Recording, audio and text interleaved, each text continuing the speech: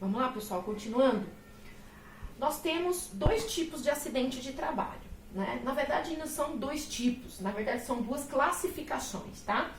Os acidentes sem afastamento, que na análise que eu faço, ele está ausente das estatísticas. É aquele acidente corriqueiro ali, que não vai causar nenhum tipo de afastamento para o funcionário. Então, não entra para as estatísticas de acidente de trabalho, tá? Então, por exemplo, levei um escorregão sem querer, mas não houve nenhum prejuízo na minha integridade física. Não quebrei um braço, não quebrei uma perna, não fiz um corte profundo que precisou dar ponto, nada disso, né? Então, ele não entra para as estatísticas dos acidentes de trabalho. Então, ele é um acidente, mas ele não entra para a estatística de acidente de trabalho para efeitos da CIPA. Depois nós temos os acidentes com afastamento. Esses são aqueles acidentes realmente de natureza leve, a grave ou até o evento morte, onde todo esse tipo de acidente, ele realmente vai entrar para a estatística da CIPA de acidente considerado como acidente de trabalho. Então nós temos os acidentes com incapacidade temporária, que eles são indicados por menos de 1 ano de afastamento. Então, a pessoa cai na empresa e quebra a perna, por exemplo.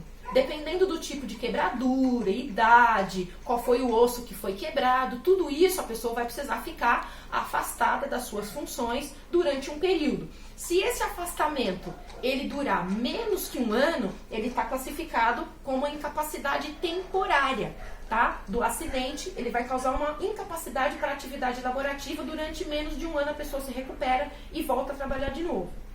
Depois, nós temos a incapacidade permanente parcial, que é de menos 3/4 da capacidade física da pessoa, tá? Então, o que acontece aqui?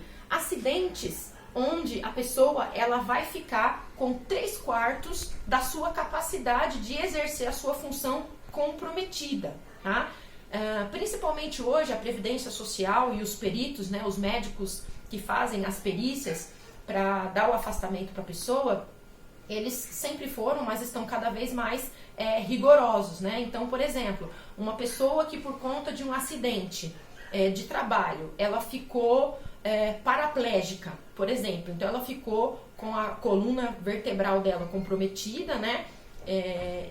Mas a função que ela exerce, sentada, mesmo numa cadeira de roda, ela pode continuar exercendo a função. Então, na verdade, ela vai ter uma incapacidade permanente, mas é parcial. Ela consegue trabalhar mesmo tendo uma incapacidade parcial, ou seja, o corpo todo não está comprometido, é 3/4 do corpo. Então, por exemplo, a pessoa que trabalha no escritório, e o acidente de trabalho dela foi na empresa, ela caiu de uma escada, ficou paraplégica, mas a parte do corpo que ela utiliza para poder executar o seu trabalho não ficou comprometida. Então, ela tem uma incapacidade que ela não é permanente total, ela é permanente parcial, tá?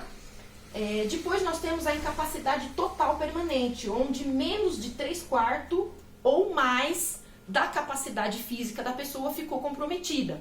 Então, uma pessoa paraplégica, ela tem o comprometimento, né, da cintura para baixo. Uma pessoa que fica tetraplégica, por exemplo, é uma pessoa que teve um problema desde a coluna cervical até a coluna lombar. Então, essa pessoa, ela tá com mais do que 3/4 da capacidade física dela de exercer as suas funções laborativas. Então, tem essas duas classificações de acidentes do trabalho, tá? A gente continua no próximo vídeo.